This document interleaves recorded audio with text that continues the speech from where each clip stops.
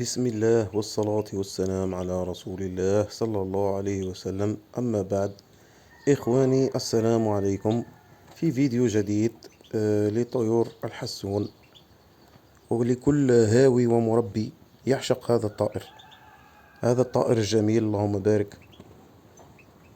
إخواني، من شروط الإنتاج في السلاكة يجب عليك عدم الدخول كثيرا كي لا تزعج طيورك، وحتى يكونوا في راحة تامة. شاهدوا هنا الأنثى عندما وجدت راحتها بدأت في بناء عشها. اللهم بارك، اللهم سخر، اللهم ارزق كل مربي بهذه اللحظة. ومن شروط الإنتاج يجب عليكم تقديم الأكل بكثرة.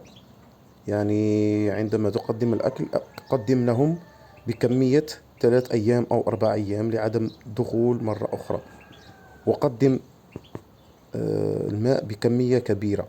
يعني إذا كنت حاط مشربيتين أو 3، ضع لهم 6 أو 7 مشربيات، وغير الماء بعد يوم أو يومين. والدخول عليهم يجب أن يكون مرة واحدة في اليوم على الأكثر، لأن طائر الحسون أو أنثى الحسون بالخصوص هي حساسة كثيرا وتخاف بالغريزة.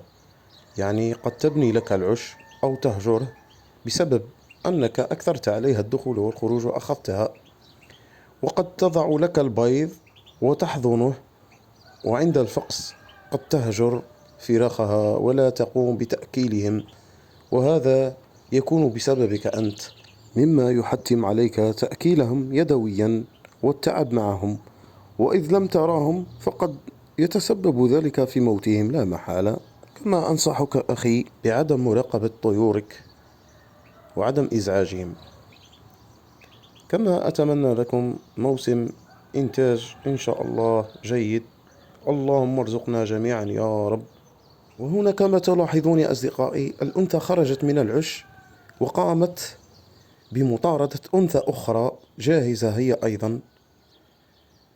وهنا فصلت أنثى أخرى وضعتها في القفص، وهذا بسبب الشجار المتكرر والذي أدى إلى جروح هذه الأنثى التي هي في القفص، لأن الأنثى أخرى تضربها بشدة وتطاردها.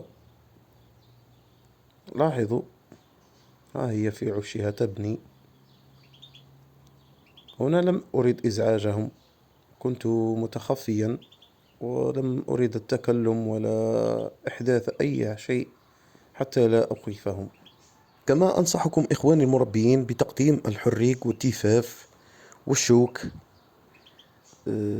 بكميات يجب أن تكون متوازنة، يعني 3 مرات في الأسبوع على الأكثر،